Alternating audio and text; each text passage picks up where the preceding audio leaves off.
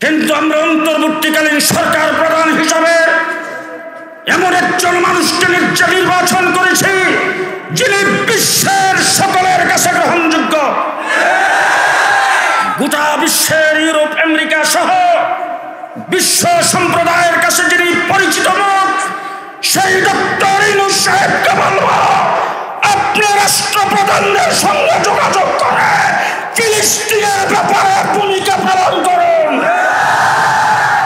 বাংলাদেশের মুসলিম জনগণ আপনার সাথে আছে। যদি আপনি সেই ভূমিকা পালন করতে যদি আপনি অক্ষম হন, যদি রাষ্ট্রপ্রধানগুলি আপনার কথা না শুনে, তাহলে আপনি বাংলাদেশে ঘোষণা দেন আমরা ফিলিস্তিনে যায়া যুদ্ধ করার জন্য প্রস্তুত, যুদ্ধ করার জন্য প্রস্তুত। কে রাজি আছে?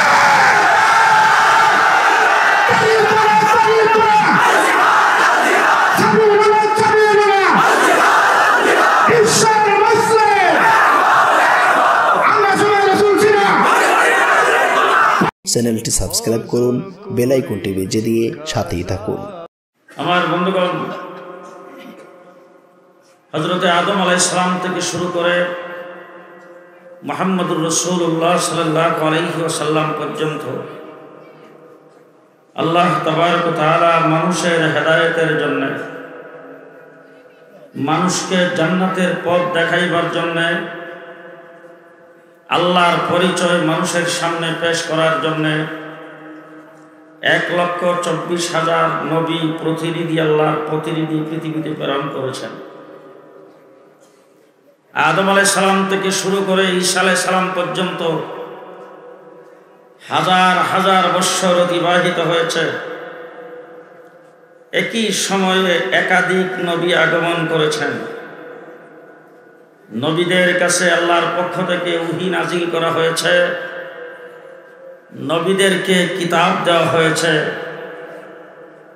আমরা জানি আসমানি কিতাব আল্লাহ পাক নাজিল করেছেন 104 খান। 100 কিতাব ছোট, 4টা কিতাব বড়। তাওরীত, জবুর, ইনজিল, কোরআন।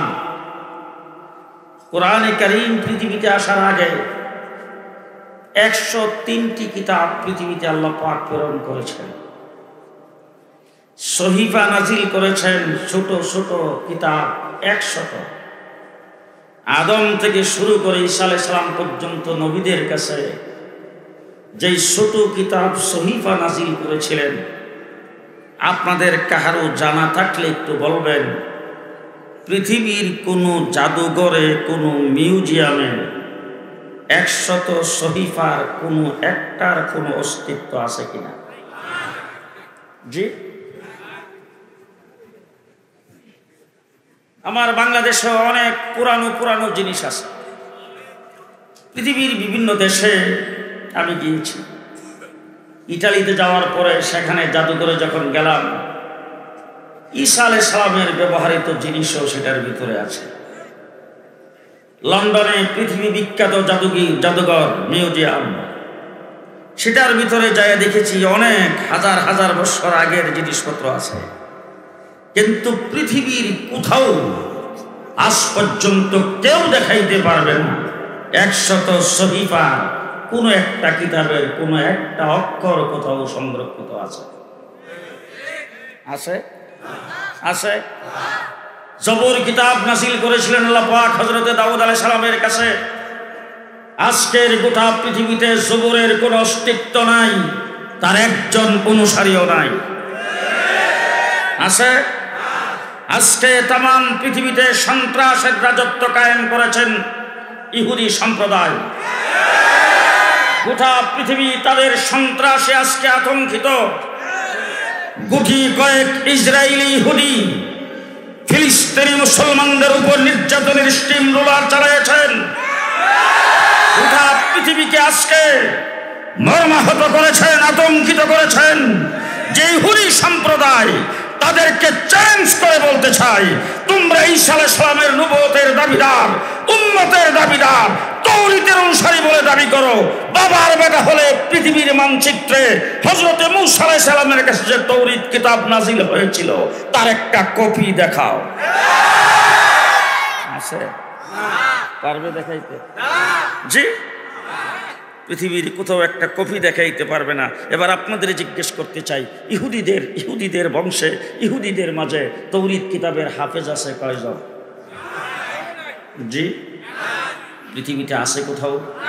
জি, ধর্মচর্চার দিক দিয়ে যদি আজকে আপনি লক্ষ্য করেন তাহলে দেখবেন ইহুদিরা ধর্মচর্চা খ্রিস্টান থেকে, বুদ্ধিস্ট থেকে, হিন্দুদের থেকে অনেকাংশে বেশি করে।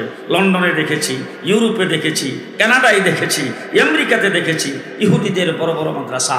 সেখান থেকে লোকজন বের হচ্ছে লম্বা পাঞ্জাবি লাগায়া, মাথার মধ্যে আবার ছোট্ট করে এখানে একটা টুপি, আবার এই দিক দিয়ে চুল বাড়তি করে, এটা তাদের ধর্মের নিশান। এইভাবে রাস্তা দিয়ে কাঁথার ধরে বের হচ্ছে। কিন্তু সেই জায়গার মধ্যেও আমি চ্যালেঞ্জ করে দিয়েছি, গোটা পৃথিবীর ইহুদি সম্প্রদায়কে চ্যালেঞ্জ করে বলতে চাই, একজন তৌরাতের হাফেজ বের করো। আছে কোথাও? জি, আমার নবী মুহাম্মদুর রাসূলুল্লাহ সাল্লাল্লাহু আলাইহি ওয়াসাল্লাম পৃথিবীতে আগমনের মাত্র 500 বছর আগে হযরত ঈসা আলাইহিস সালাম পৃথিবীতে আগমন করেছিলেন। আমার রাসূলের কয়শো বছর আগে? 500 বছর আগে। আজকে 2000 বছরের উপরে হয়ে গেছে, কিন্তু 500 বছর পরে আমার নবী মুহাম্মদুর রাসূলুল্লাহ সাল্লাল্লাহু আলাইহি ওয়াসাল্লাম পৃথিবীতে আগমন করেছেন। আর রাসূল সাল্লাল্লাহু আলাইহি সাল্লাম আয়েশা দেখেন, সেই ঈসা আলাইহিস সালামের ধর্মের অনুসারী যারা, ঈসা আলাইহিস সালামের নবুয়তের অনুসারী যারা, কারণ আমার রাসূলের আগে ঈসা আলাইহিস সালামের পরে মধ্যখানে 500 বছর আর কোনো নবী পৃথিবীতে আগমন করেন নাই। তাহলে ঈসা আলাইহিস সালাম যে আদর্শ তাদের কাছে রেখে গিয়েছিলেন, সেই আদর্শের উপরে তারা একজনও নাই। বাইতুল্লাহর ভিতরটাকে মূর্তি দিয়ে সাজাইছে। আমি জিজ্ঞেস করতে চাই, ঈসা আলাইহিস সালাম কি মূর্তি পূজা করতেন? ঈসা আলাইহিস সালামের আদর্শ কি মূর্তির আদর্শ ছিল? ঈসা আলাইহিস সালামের সংস্কৃতি, কৃষ্টি, কালচার কি মূর্তি পূজা ছিল? তাহলে ঈসা আলাইহিস সালামের অনুসারী যারা, ঈসা আলাইহিস সালামের উম্মতের দাবিদার, ঈসা আলাইহিস সালাম সর্বশেষ নবী হিসাবে আগমন করেছিলেন আমার নবীর আগে। সেই ঈসা আলাইহিস সালাম চলে যাওয়ার পরে ঈসা আলাইহিস সালামের কৃষ্টি, কালচার 500 বছর পরে রাসূল ঈসা কিছুই দেখে নাই। 360 বুত স্থাপন করেছে বাইতুল্লাহর চতুর্দিকে, বাইতুল্লাহর ভিতরটাকে মূর্তি দিয়ে সাজাইছেন। তারা লাত, উজ্জা, হুবুল, মানাতের পূজা করে। শুধু তাই না, বাইতুল্লাহ শরীফ উলঙ্গ হয়ে তওয়াফ করে। কয় বছর পরে? খুব ভালো করে বুঝেন, অসভ্যতার এমন চরম পর্যায়ে পৌঁছেছে, মেয়ে সন্তান জন্মগ্রহণ করলে বংশের কলঙ্ক মনে করে জিন্দা কবর দেয়। কয় বছর? 500 বছর পরে রাসূল পৃথিবীতে আগমন করে দেখলেন ঈসা আলাইহিস সালামের কাছে যে আল্লাহ পাক ইনজিল কিতাব দিয়েছিলেন তার একজন হাফেজও নাই, ইনজিল কিতাবের কোনো কপিও নাই। আজকে আপনাদের এই রংপুরে বোধহয় 2-4টা আছে হাফেজ, তো মনে হয় 20 খানেক আছে। ইনজিল কিতাবের একজন হাফেজ আছে পৃথিবীতে? আছে পৃথিবীতে? এবার আমি জিজ্ঞেস করতে চাই, গোটা পৃথিবীতে বর্তমানে মাতবর কে? আমেরিকা। কে? গোটা পৃথিবীতে বর্তমানে মাতবর হলো আমেরিকা। আমেরিকা একটি বিশাল রাষ্ট্র, এক মাথার থেকে আরেক মাথায় বিমানে যাইতে 16 ঘন্টা লাগে। এত বড় বিশাল রাষ্ট্রের মালিক আমেরিকার ডলার সারা পৃথিবী চলে না। আমার বাংলাদেশে এলচি খুলতে পারে না আমেরিকার ডলার ছাড়া। আমার বাংলাদেশ অচল আমেরিকার ডলার ছাড়া। পৃথিবীর ডলারে আজকে আবদ্ধ করে ফেলেছেন। ডলার ছাড়া পৃথিবীর ব্যবসা বাণিজ্য সব অচল। ডলারের মাতবুরি যারা দেখায়, বাহাদুরি যারা দেখায়, অস্ত্রের বাহাদুরি যারা দেখায়, পৃথিবীর সমস্ত রাষ্ট্রে যারা আঙ্গুল দুখে মাতবুরি করে তাদেরকে চ্যালেঞ্জ করে বলতে চাই, ডলার আছে, ক্ষমতা আছে, মাতবুরি আছে, তোমাদের ধর্মগ্রন্থের একজন হাফেজ নাই। আছে হাফেজ?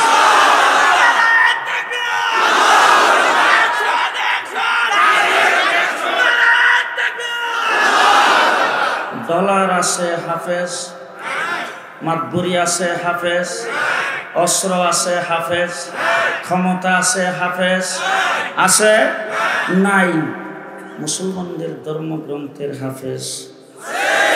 হ্যাঁ, শুধু তাই না, হযরত ঈসা আলাইহিস সালামের কাছে যে ইনজিল কিতাব নাজিল হয়েছিল, আমি গোটা পৃথিবীর ইহুদি খ্রিস্টানদেরকে চ্যালেঞ্জ করে বলতে চাই, লন্ডনে এক সেমিনার হয়েছে, সেখানে প্রবন্ধ পাঠ করার যে ব্যক্তিরা ছিল তিনি একজন খ্রিস্টান, ওখানকার উচ্চ শিক্ষিত, তিনি এক কলেজের প্রফেসর, তিনি আসছেন প্রবন্ধ পাঠ করার জন্যে, ইংরেজিতে প্রবন্ধ পাঠ করেছেন বড় তথ্যবহুল। সেই জায়গার ভিতরে কয়েকজন আলোচক ছিলেন খ্রিস্টান, ওইখানে আমি বক্তব্য রেখেছি, সেই বক্তব্যে আঙ্গুল উঁচা করে তাদের দিকে দেখায় বলেছি, আপনাদের ধর্মগ্রন্থের একটা মেইন কপি যেটা হযরত ঈসা আলাইহিস সালামের কাছে নাজিল হয়েছিল, একটা কপি একটু মেহেরবানি করে দেখান।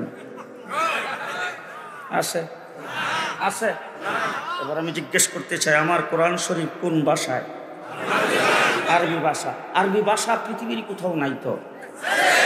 জি, পৃথিবীর এমন কোন মানুষ আছে যেই মানুষ আরবি ভাষায় কথা বলে? এমন কোন দেশ আছে যেই দেশের রাষ্ট্রভাষা আরবি? আছে। সৌদি আরবের ভাষা কি? আরব আমিরাত, কাতার, কুয়েত, বাহরাইন, মিশর, জর্দান, পৃথিবীর মিডল ইস্টের একটি বিশাল অংশ, বিশাল রাষ্ট্র, বিশাল অংশ আরবি ভাষায় কথা বলে, কোরআনের ভাষায় কথা বলে। আমার কোরআন যেই ভাষায় নাজিল হয়েছে, এই ভাষা পৃথিবীর বিশাল একটি অংশে বলবৎ আছে, সেখানকার মানুষ আরবি ভাষায় কথা বলে। পৃথিবীর খ্রিস্টানদেরকে চ্যালেঞ্জ করে বলতে চাই, ঈসা আলাইহিস সালামের কাছে যেই ভাষায় ইনজিল কিতাব নাজিল হয়েছিল, বাবার বেটা হইলে সেই ভাষাটা পৃথিবীর কোন জায়গায় দেখাও। আছে আছে সেই ভাষা, সেই ভাষার অস্তিত্ব পৃথিবীতে নাই। শুধু আজকে নাই না, গত 1500 বছর আগের থেকেই নাই। ঠিক না? ঠিক। তাহলে 500 বছর পরে আমার রাসূল পৃথিবীতে আগমন করে দেখলেন ঈসা আলাইহিস সালামের কৃষ্টি কালচার, তার সংস্কৃতি, তার কিতাব, তার ওহী, তার আদর্শ, তার শরীয়ত, তার সুন্নত, যাবতীয় সবকিছু শেষ করে দিয়ে মানুষগুলি বর্বর জাতিতে পরিণত হয়েছে।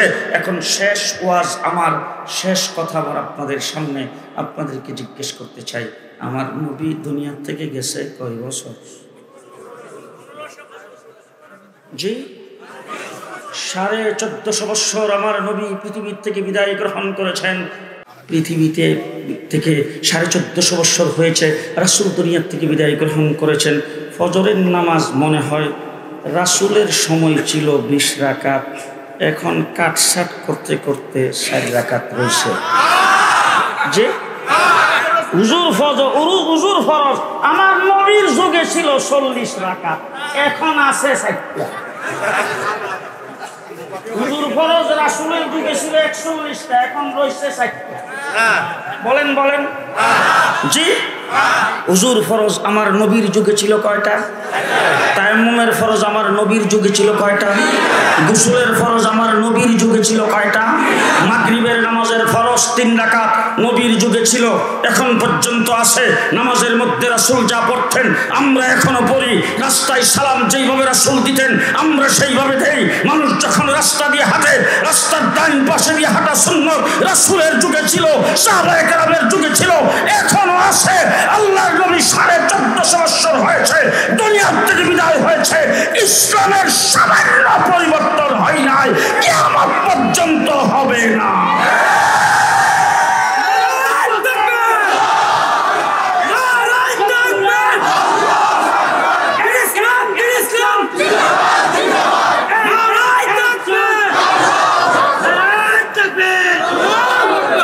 মুসলমান, আপনাদের সামনে আমার বলা বক্তব্য শেষ। এই কথাটাই শেষ কথাটাই আপনাদের সামনে বলার জন্য দাঁড়িয়েছি। এটি আমার জাহানের মধ্যে আল্লাহ পাক ঢেলে দিয়েছেন, এই কথাটাই বলতে চাচ্ছি। মাত্র 500 বছরে সব শেষ হয়ে গেল, আর 1450 বছরে সামান্য থেকে সামান্য জর্রা পরিমাণ ইসলামের কিছু আজ পর্যন্ত কেউ শেষ করতে পারে নাই। 1450 বছর পর্যন্ত ষড়যন্ত্র করেছেন। আবু জেহেল থেকে ষড়যন্ত্র শুরু হয়েছে, আবু লাহাব থেকে ষড়যন্ত্র শুরু হয়েছে, মক্কার কাফের মুশরিক থেকে ষড়যন্ত্র শুরু হয়েছে। ষড়যন্ত্রের মাত্রা দিন দিন বাড়তেছে, ইসলামও দিন দিন বাড়তেছে, ষড়যন্ত্রের মাত্রাও বাড়তে থাকবে। পৃথিবী আজকে আবিষ্কারের যুগ, আবিষ্কার হয়েছে, মোবাইল আবিষ্কার হয়েছে, ইন্টারনেট আবিষ্কার হয়েছে, গুগল আবিষ্কার হয়েছে, ইউটিউব আবিষ্কার হয়েছে, ইন্টারনেটের যুগ। আজকে বিভিন্ন প্রযুক্তি আবিষ্কার হয়েছে, সমস্ত আবিষ্কারের মাধ্যমে ইসলামের উপর আঘাত করা হয়েছে। আজ পর্যন্ত ইসলামের একটা রূপকেও শিখতে পারে নাই, কিয়ামত পর্যন্ত পারবে না। বাড়তেছে না কমতেছে? বাড়তেছে না কমতেছে? আজকের গোটা পৃথিবীতে আমেরিকা যখন দেখলো তাদের ডলার খরচ করেছে, লক্ষ লক্ষ লক্ষ লক্ষ ডলার খরচ করেছে একজন হাফেজ তৈরি করার জন্য, কিন্তু হাফেজ তৈরি করতে সক্ষম হয় নাই। তাদের বাইবেলের, তাদের ইঞ্জিল কিতাবের একজন হাফেজ যখন তৈরি করতে পারে নাই, তখন তারা নিজেরা রিচার্জ করতে শুরু করেছেন। আমেরিকা রিচার্জ করেছে গোটা পৃথিবীর মুসলিম অমুসলিম রাষ্ট্রে মুসলমানদের সন্তানেরা কতগুলি হাফেজে কোরআনের রিচার্জ করে তারা যে রিপোর্ট সর্বশেষ পেশ করেছেন, সেই রিপোর্টের মধ্যে আসছে বর্তমান পৃথিবীর আসমানের নিচে জমিনের উপরে আমেরিকার রিপোর্টে আসছে 1,65,00,000 মুসলমানের কোরআনের হাফেজ। এই সংখ্যা দিন দিন কমতেছে না বাড়তেছে? দিন দিন কমতেছে না বাড়তেছে? দিন দিন বাড়তেছে, কমতেছে না। তার কারণ হলো তার লাগাম কার হাতে? আস্তে আস্তে আস্তে কার হাতে? আরো জোরে কার হাতে? অতীতে নবী আগমন করেছেন, নবী চলে গেছেন, পরবর্তী উম্মতের কথা কাহারও কোনো চিন্তা ভাবনা করে নাই, চিন্তা ভাবনা করতে হয় নাই। তার কারণ হলো উনি দুনিয়াতে নবী হয়ে আসছেন, নবী উনি চলে যাবেন, পরবর্তী আল্লাহ পাক মানুষের হেদায়েতের জন্য আরেকজন নবী প্রেরণ করবেন। সেই নবীর দ্বারা আল্লাহ পাক হেদায়েত করবেন। উনার উম্মতের চিন্তা ওনার করে দরকার কি? ওনার কাছে যেই ওহী আল্লাহ পাক নাজিল করেছিলেন সেটা সংরক্ষণের ব্যবস্থা ওনার করার দরকার কি? ওনার কাছে যেই কিতাব আল্লাহ দিয়েছিলেন সেই কিতাব সংরক্ষণের ব্যবস্থা করার দরকার তো ওনার নাই। তার কারণ হলো উনি যখন চলে যাবেন ওনার মুজিজাও চলে যাবেন, ওনার কিতাবও চলে যাবেন। আল্লাহ পাক আবার নবী প্রেরণ করে, সেই নবীর সময় অনুযায়ী আল্লাহ ওহী নাযিল করে, শরীয়ত কায়েম করে, মানুষের হেদায়েতের ব্যবস্থা করবেন। কিন্তু আমার নবী মুহাম্মদুর রাসূলুল্লাহ সাল্লাল্লাহু আলাইহি ওয়াসাল্লাম উম্মতকে লাওয়ারিস ছেড়ে দিয়ে যান নাই। রাসূল সাল্লাল্লাহু আলাইহি ওয়াসাল্লাম 23 বছরের নবুয়তির জিন্দেগিতে জর্রা পরিমাণ কোনো একটা মুহূর্ত এমন ছিল না যেই মুহূর্তে রাসূল উম্মতের কথা স্মরণ করে নাই। ঠিক না বে ঠিক? ঠিক না বে ঠিক? আমার দেশের বড় বড় সরকার রাষ্ট্রপ্রধানদেরকে দেখেছি, তারা যখন জাতিসংঘের মিটিংয়ে যায়, তারা যখন পৃথিবীর কোনো বড় দেশের কোনো মিটিংয়ে যায়, তখন কিন্তু তাদের দেশের প্রজাদের কথা কোনো খবর থাকে না। ঠিক না? আমার নবী মুহাম্মদুর রাসূলুল্লাহ সাল্লাল্লাহু আলাইহি ওয়াসাল্লাম যেই সফর করেছেন, পৃথিবীর কোনো রাষ্ট্রপ্রধান কেন কোনো নবীও এই সফর করতে পারে নাই, কিয়ামত পর্যন্ত কেউ করবে না। এই সফরটার কি নাম? মেরাজ। মুহাম্মদুর রাসূলুল্লাহ সাল্লাল্লাহু আলাইহি ওয়াসাল্লামকে আল্লাহ তাবারক ওয়া তাআলার পক্ষ থেকে জিবরাইল আমিন এসে ঘুম থেকে রাসূলকে উঠায়া তারপর হুজুর আকরাম সাল্লাল্লাহু আলাইহি ওয়াসাল্লামকে নিয়ে চলছেন। আল্লাহ তাবারক ওয়া তাআলা 1,24,000 নবী, হযরতে আদম থেকে শুরু করে ঈসা আলাইহিস সালাম পর্যন্ত সমস্ত নবীদেরকে আল্লাহ পাক অর্ডার করেছেন, আমার হাবিব আমার দরবারে আসতেছে, আমি জিবরাইলকে প্রেরণ করেছি আমার হাবিবকে আমার দরবারে নিয়ে আসার জন্য। তোমরা আমার হাবিবকে রিসিপশন করার জন্য বাইতুল মুকাদ্দাস যাও। কোথায় যাও? আসতে। বেশি বয়স্ক হওয়ার কারণে মনে হয় আদম আলাইহিস সালাম সেখানে ছিলেন না। আসতে করে ইব্রাহিম আলাইহিস সালাম, নূহ আলাইহিস সালাম, মুসা আলাইহিস সালাম, ইউসুফ আলাইহিস সালাম, 1,24,000 নবীকে আল্লাহ পাক সেখানে হাজির করেছেন। হুজুর আকরাম সাল্লাল্লাহু আলাইহি ওয়াসাল্লাম সমস্ত নবীদের ইমামতি করেছেন। জায়গাটা হইল কেরামতিয়া মসজিদ। কোন জায়গায়? কোন জায়গায়? বাইতুল মুকাদ্দাস। মুসলিম আমলে মুহাম্মদুর রাসূলুল্লাহ সাল্লাল্লাহু আলাইহি ওয়াসাল্লামের উপর যখন নামাজ ফরজ করা হয়েছে, মুসলমানরা যখন প্রথম নামাজ পড়তে শুরু করেছেন, তখন মুসলমানদের প্রথম কিবলা ছিল কোন দিকে? বাইতুল মুকাদ্দাসের দিকে। বাইতুল মুকাদ্দাসটা তৈরি করেছেন ডক্টর ইউনূস সাহেব। হাসিনা? হ্যাঁ, এরশাদ চাচা। কে তৈরি করেছেন? হযরত সুলাইমান আলাইহিস সালামকে কে তৈরি করেছেন? হযরত সুলাইমান আলাইহিস সালাতু ওয়াস সালাম বাইতুল মুকাদ্দাস তৈরি করেছেন, লেবার হিসাবে কাজ করেছেন জিনদেরকে। কাকে? জিনদের মাধ্যমে লেবার হিসাবে কাজ করে। হযরত সুলাইমান আলাইহিস সালাম বাইতুল মুকাদ্দাস তৈরি করেছেন, আর সেই বাইতুল মুকাদ্দাসে ইমামতি করে সমস্ত নবীদেরকে মুক্তাদি বানায়া নামাজ আদায় করেছেন। ইমামুল মুরসালিন, ইমামুল নবী, ইমামুল আম্বিয়া মুহাম্মদুর রাসূলুল্লাহ সাল্লাল্লাহু আলাইহি ওয়াসাল্লাম, যেটা মুসলমানদের প্রথম কিবলা ছিলেন, সেই বাইতুল মুকাদ্দাস আজকে ইসরায়েলে দখল করে যেখানকার মাটির নিচে হাজার হাজার নবী শুয়ে আছেন, সেখানে প্রত্যেক দিন টনের পর টন বুম নিক্ষেপ করে রক্তাক্ত করে দিয়েছেন গোটা জমিনকে, আসমান জমিনকে ভারী করে ফেলেছেন। মুসলমানদের অন্তরে যদি সেই রক্ত দেখে ব্যথা না লাগে, সেই মুসলমান ইমানদার হতে পারে না।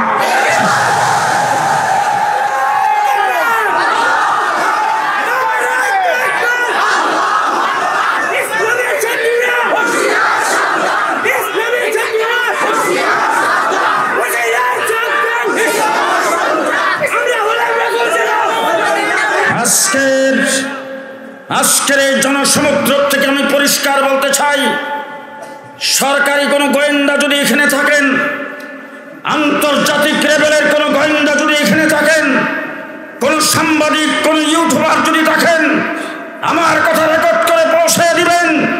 বিশ্বের মুসলিম রাষ্ট্রগুলি যদি আজকে রাত্রে ঐক্যবদ্ধ হয়, সবাই যদি ঐক্যবদ্ধ হয়, এক আওয়াজ উঠায়, আমরা ফিলিস্তিনি মুসলমানদের পক্ষে, ইসরায়েলের পাতলা পায়খানা আজকে রাত্রেই শুরু হবে।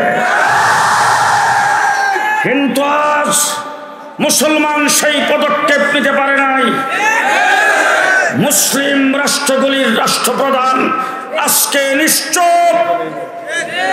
কি কারণ? কারণ হলো গত 16 বছর বাংলাদেশে যারা নির্যাতনের স্টিম রোলার চালিয়েছেন, বাংলাদেশে যারা দিনের বুট রাতে করে এই দেশের মানুষকে যারা জিম্মি করে, দেশটাকে যারা জেলখানায় পরিণত করেছিলেন, কাশ্মীরের মুসলমানদের উপর যখন নির্যাতন হয়, তখন তারা এসি রুমের ভিতরে বসে বলছে এইটা ভারতের আভ্যন্তরীণ বিষয়। আমি বলতে চাই, এটা কি ভারতের আভ্যন্তরীণ বিষয় নাকি মুসলিম উম্মার বিষয়? এটা ভারতের আভ্যন্তরীণ বিষয় নয়, এটা মুসলিম উম্মার বিষয়।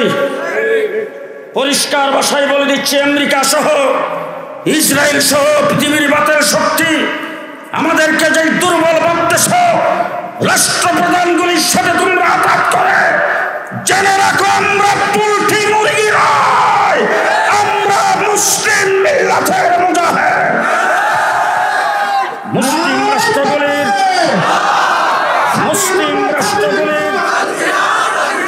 মুসলিম রাষ্ট্রগুলির রাষ্ট্রপ্রধানরা যদি আজকের নির্যাতনের পরে সিদ্ধান্ত নিতে ভুল করে, আমরা মুসলিম জাতি ঐক্যবদ্ধ হয়ে জিহাদের সিদ্ধান্ত নেব।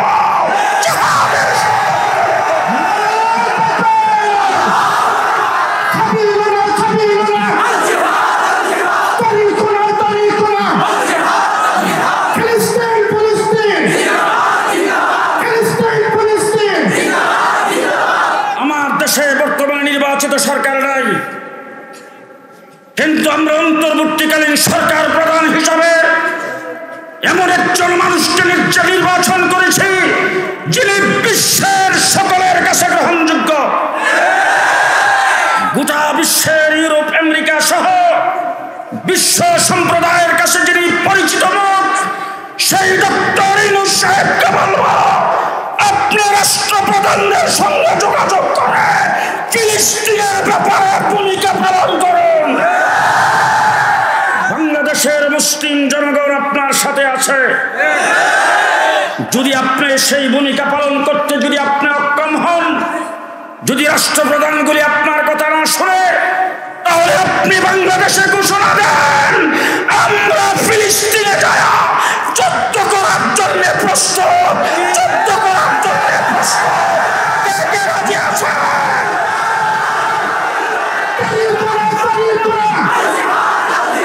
আমরা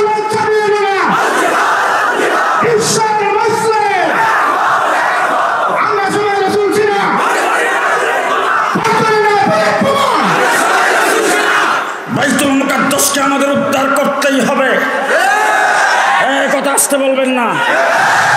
বাইতুল মুকাদ্দাসকে মুসলমানের হাতে আনতেই হবে, ফিলিস্তিনের মুসলমানদেরকে উদ্ধার করতেই হবে, ফিলিস্তিনের মুসলমানদের স্বাধীনতা আনতেই হবে। আমরা সবাই সালাউদ্দিন আইয়ুবীর ভূমিকা পালন করতে প্রস্তুত। প্রস্তুত আছেন?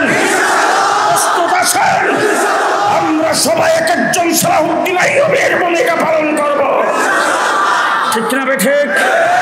আমার মুসলমানেরা, মুহাম্মদুর রাসূলুল্লাহ সাল্লাল্লাহু আলাইহি ওয়াসাল্লাম যেখানে নবীদের ইমামতি করেছেন সেই মসজিদকে মুসলমানের হাতে থাকবে না, কাফেরদের হাতে থাকবে। মুসলমানদের অন্তর কাঁদে কিনা? সেই মসজিদ যদি ইসরায়েলের হাতে থাকে, ইহুদিদের হাতে থাকে, তাইলে আমাদের দুনিয়াতে বেঁচে থেকে লাভ নাই, ঠিক না ঠিক? সুতরাং যথাযথ পদক্ষেপ আমরা নেবই ইনশাআল্লাহ। আপনারা সবাই প্রস্তুত আছেন তো? মুহাম্মদুর রাসূলুল্লাহ সাল্লাল্লাহু আলাইহি ওয়াসাল্লাম সেখানে সমস্ত নবীদের ইমামতি করে হুজুর আকরাম সাল্লাল্লাহু আলাইহি ওয়াসাল্লামকে নিয়ে উর্দু জগতে উঠতে শুরু করলেন। হযরতে জিবরাইল আমিন 7টা আসমান পাড়ি দিয়ে সিদরাতুল মুনতাহা, সেখানে যে জিবরাইল আমিন আর যাইতে পারলেন না, আল্লাহর নবী একাই সেখানে গমন করেছেন। রাহাবর হয়েছেন স্বয়ং আল্লাহ, যাইয়া বসছেন 2 জন বৈঠকে। আমার বাংলাদেশে কিছুদিন আগে আমার বাংলাদেশের অন্তর্বর্তীকালীন সরকারের প্রধান চীনের রাষ্ট্রপ্রধানের সাথে বৈঠক করার জন্য গিয়েছেন। পেপার পত্রিকায় দেখলাম আমার দেশের যিনি রাষ্ট্রপ্রধান, অন্তর্বর্তীকালীন সরকারের প্রধান, ওনার সাথে বাংলাদেশ থেকে একটা বিশাল বহর প্রতিনিধি দলের সদস্য হিসাবে সেখানে গিয়েছেন, ঠিক না ঠিক? আমার দেশের রাষ্ট্রপ্রধানের সাথে যখন চীনের রাষ্ট্রপ্রধান যখন বৈঠকে বসেছেন, তখন আমরা পেপার পত্রিকায় দেখেছি চীনের রাষ্ট্রপ্রধানের সাথে প্রায় 31 জন প্রতিনিধি বসেছেন, ঠিক কিনা? একজন হলেন রব্বুল আলামিন, আরেকজন রাহমাতুল লিল আলামিন, একজন খাতামুন নবিয়্যিন, আরেকজন হলেন স্বয়ং আল্লাহ। 2 জন আল্লাহ পাকের আরশে বৈঠকে বসছে। প্রতিনিধি দলের সদস্য এক এক পক্ষে কয়জন? হ্যাঁ, বডিগার্ড বোধহয় আছে, ঘোষক, লেখক, স্বেচ্ছাসেবক, কেউ নাই। একজন রব্বুল আলামিন আর একজন রাহমাতুল লিল।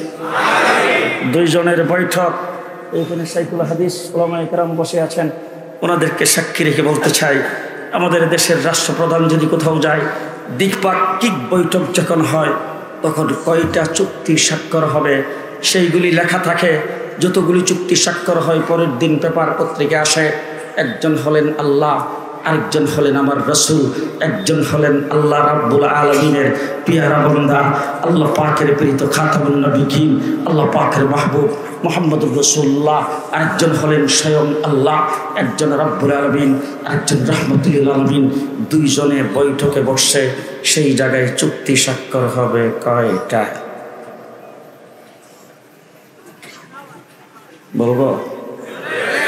বলবো জি? এই উম্মত 2041 পর্যন্ত থাকবে। হ্যাঁ, 2050? কতদিন পর্যন্ত? হ্যাঁ, কতদিন? কমবে তো?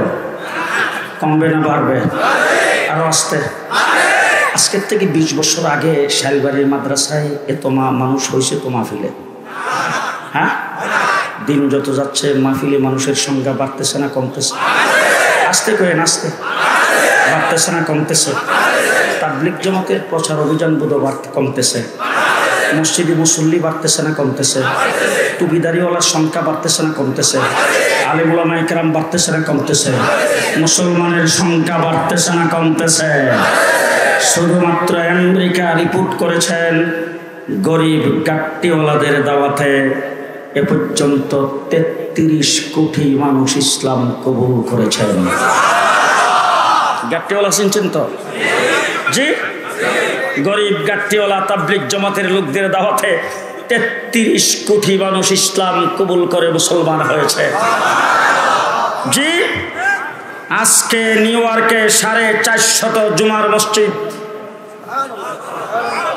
লন্ডন শহরে 600-র উপরে জুমার মসজিদ, 100-র উপরে দাওরে হাদিস পর্যন্ত কওমি দেওবন্দি মাদ্রাসা।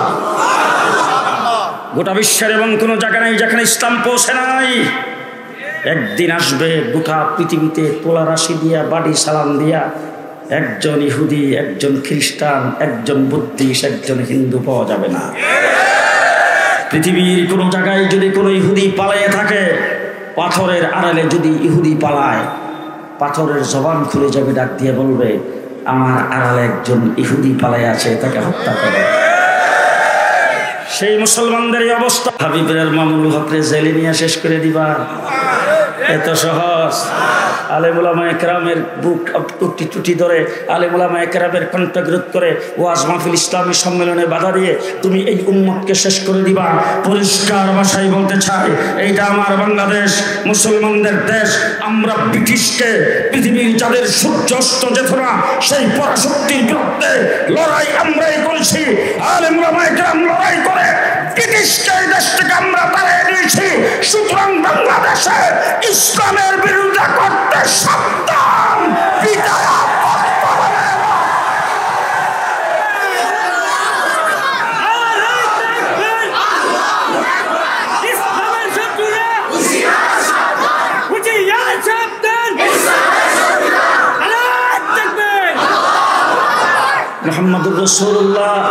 মুহাম্মদুর রাসূলুল্লাহ সাল্লাল্লাহু আলাইহি সাল্লামের সাথে বৈঠক শুরু। আল্লাহ রাব্বুল আলামিন জিজ্ঞেস করেছেন, ও হাবিব কি নিয়ে আসছেন আমার জন্য? রাসূল সাল্লাল্লাহু আলাইহি সাল্লাম বলেন, 3টা জিনিস নিয়ে আসছি। কয়টা? 3টা। আত-তাহিয়াতু লিল্লাহি ওয়াস সালাওয়াতু ওয়াত তাইয়্যিবাত। কয়টা? কয়টা? 3টা। আল্লাহ রাব্বুল আলামিন 3টা জিনিস গ্রহণ করে রাসূল সাল্লাল্লাহু আলাইহি সাল্লামকে আল্লাহ ডাক দিয়ে বলেন, আপনি 3 জিনিস আমার দরবারে পেশ করেছেন, 3 জিনিসের বদলা আমি আল্লাহ পাক আপনাকে 3টা জিনিস দিলাম। খুব ভালো করে শুনেন। আসসালামু আলাইকা আইয়ুহান নাবিয়্যু ওয়া রাহমাতুল্লাহি ওয়া বারাকাতুহু। কয়টা? আমার নবী দিয়েছেন 3টা, আল্লাহ পাক কয় আপনাকে আমিও দিলাম 3টা। যেই মাত্র কইছে আসসালামু আলাইকা, শান্তি আপনার জন্যে, রহমত আপনার জন্যে, বরকত আপনার জন্যে, যেই খালি কইছে আপনার জন্যে আসসালামু আলাইকা, আমার নবী ডাক দেখো, ও আল্লাহ আমার উম্মত মেরাজে আল্লাহর সাথে বসছেন, যেখানে সবকিছু ভুলে যাওয়ার কথা, সেখানে যাই আল্লাহ দিতে দেরি হয়েছে, আমার নবী উম্মতের কথা স্মরণ করতে দেরি হয় নাই। সেই জায়গার ভিতরে সাথে সাথে বলছেন আল্লাহ আমার উম্মত, আমার আল্লাহ পাক বলেন উম্মতকে আপনি শামিল করে নেন। রাসূল ডাক দিয়ে বলেন আসসালামু আলাইনা ওয়া আলা ইবাদিল্লাহিস সালিহিন। কিয়ামত পর্যন্ত আমার নেককার উম্মতদেরকে আল্লাহ পাকের সালামের সাথে শামিল করে দিলাম।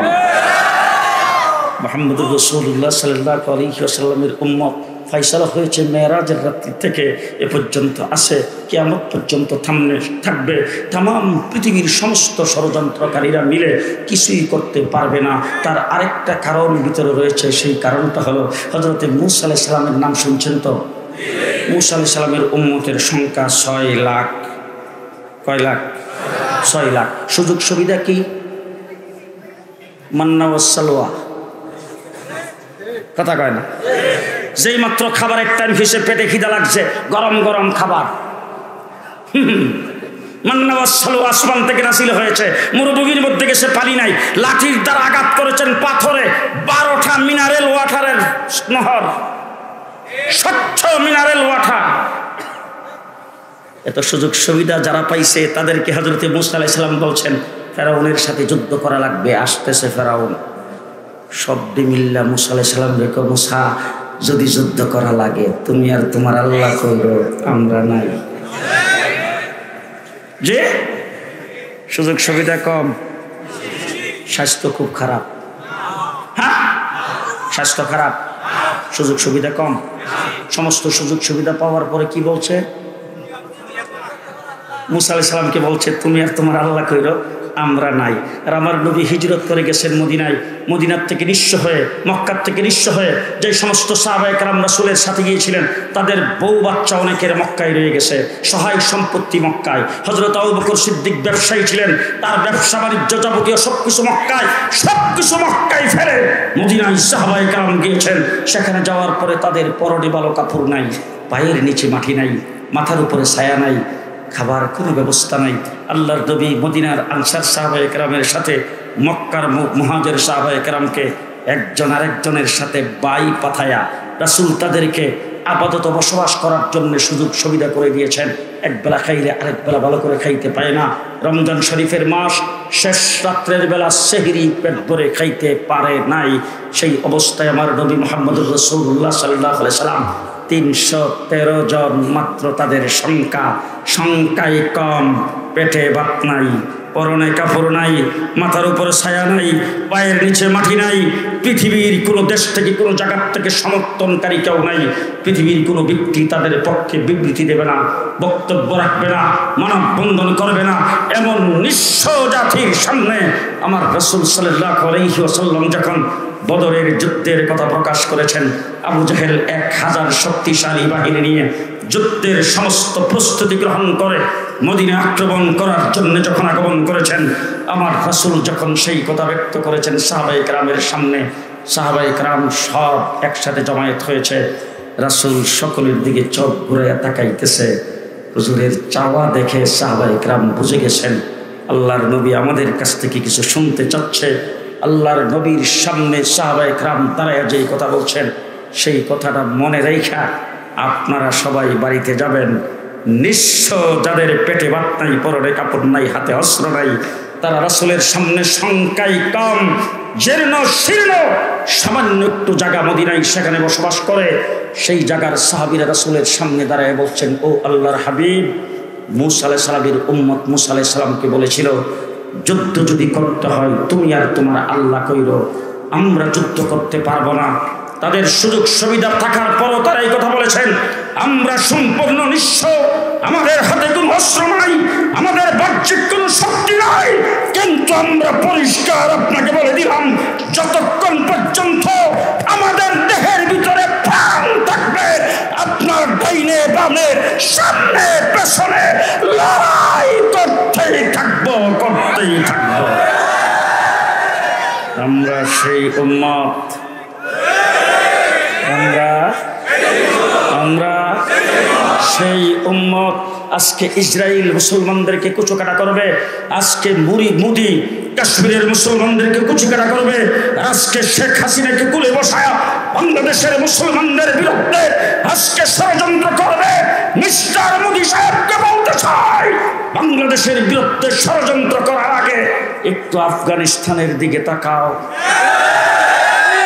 বিশ্বের সবচেয়ে বড় পরাশক্তি আমেরিকা আফগানিস্তানের মুজাহিদদের কাছে টিকতে পারে নাই, সেখান থেকে জাঙ্গিয়া পয়রা বিদায় হয়েছে। মিস্টার মোদি সাহেবকে বলবো, আমেরিকার লোকেরা প্যান্ট পরে, মিস্টার মোদি সাহেব আপনি দুটি পরেন, দুটি সামলান। বাংলাদেশের মুসলমানদেরকে নিয়ে ব্রিটিশ সরকারের প্রধানমন্ত্রী হাসিনাকে কুলে বসে ষড়যন্ত্র করবেন, পিটায়া তক্তা বানায়া দেওয়া হবে।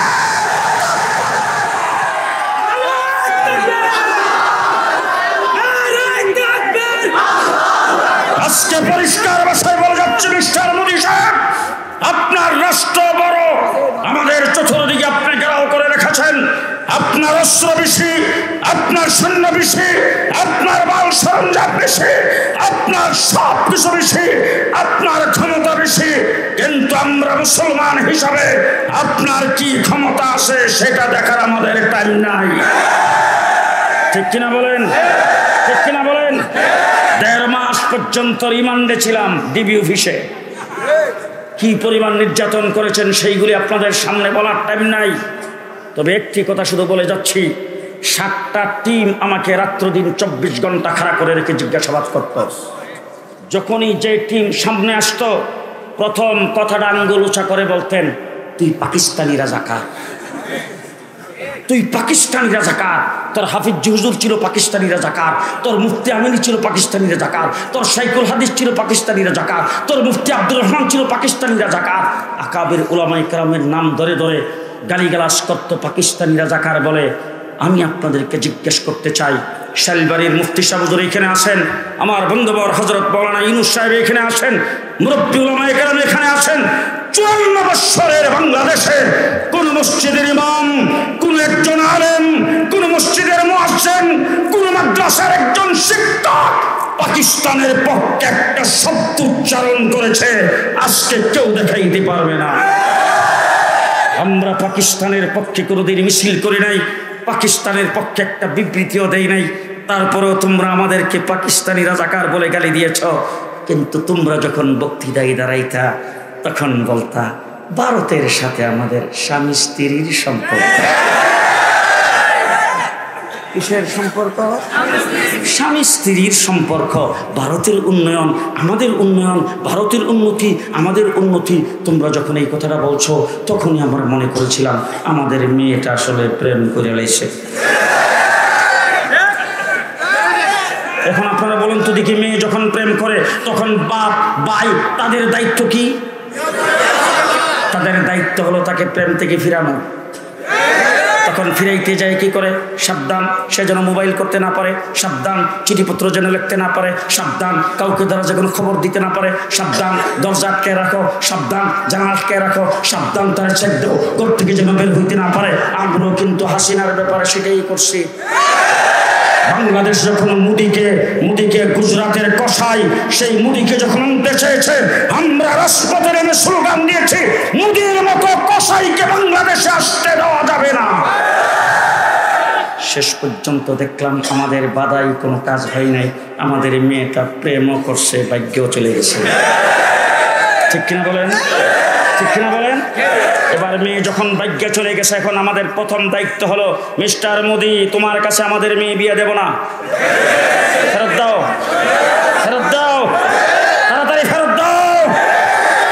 যদি ফেরত না দেয় তাইলে কি করা হবে? তির্য। কথা কয় না, ঠিক না? ঠিক। শেখ হাসিনাকে যদি মোদি ফেরত দেয়, আজকে প্রকাশ্যে বলে গেলাম 15 বছরে যে হত্যাকাণ্ড করেছে শাপলা চত্বরে প্রকাশ্যে তার ফাঁসি হবে।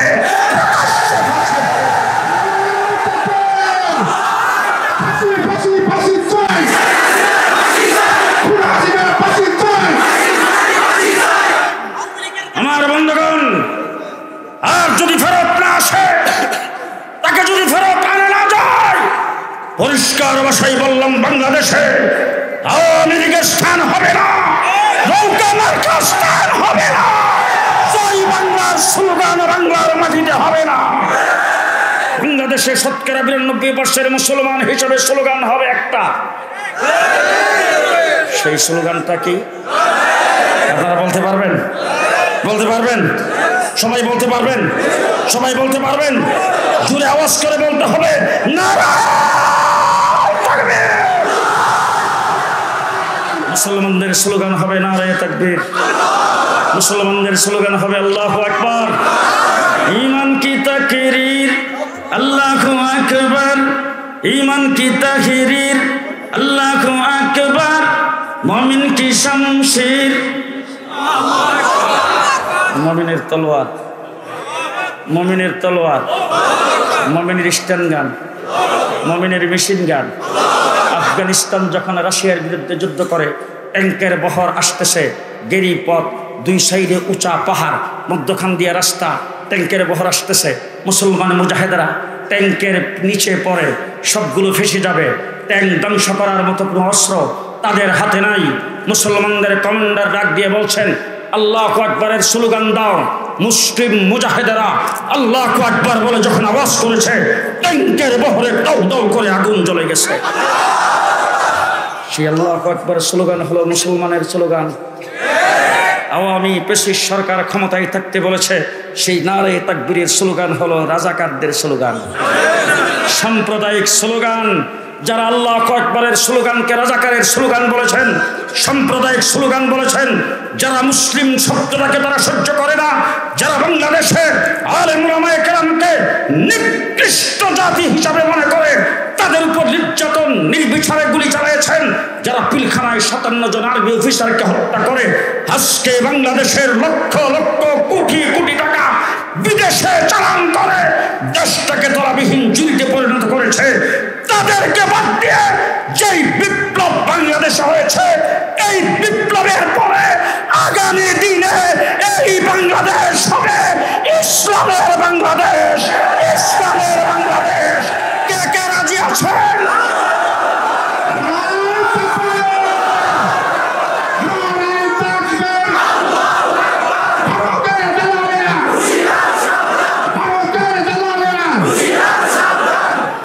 ইসলামের বাংলাদেশ করতে আপনারা রাজি আছেন?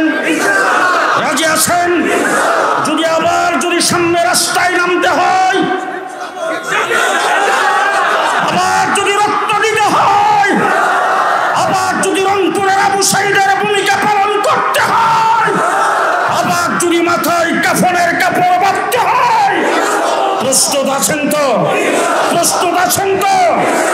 মে মাসের 3 তারিখ শনিবার ঢাকায় হেফাজতে ইসলামের মহাসমাবেশ। বাংলাদেশকে ইসলামের রাষ্ট্র প্রতিষ্ঠার দাবিতে, ফ্যাসিস্ট সরকারের নির্যাতনের বিরুদ্ধে, তাদের বিচারের দাবিতে, আলেম উলামায়ে কেরামের বিরুদ্ধে শত শত মামলা প্রত্যাহারের দাবিতে আগামী 3রা মে মাসের 3 তারিখ আপনাদের সকলের কাছে দাওয়াত রইল, আহ্বান রইল। চলো চলো ঢাকা চলো, মহাসমাবেশকে সফল করো। নাসরুম মিনাল্লাহ, ফাতহুন কারীম, ওয়াবাশশিরিল মুমিনিন। আসসালামু আলাইকুম ওয়া রাহমাতুল্লাহি ওয়া বারাকাতুহু। চ্যানেলটি সাবস্ক্রাইব করুন, বেল আইকনটি বেজে দিয়ে সাথেই থাকুন।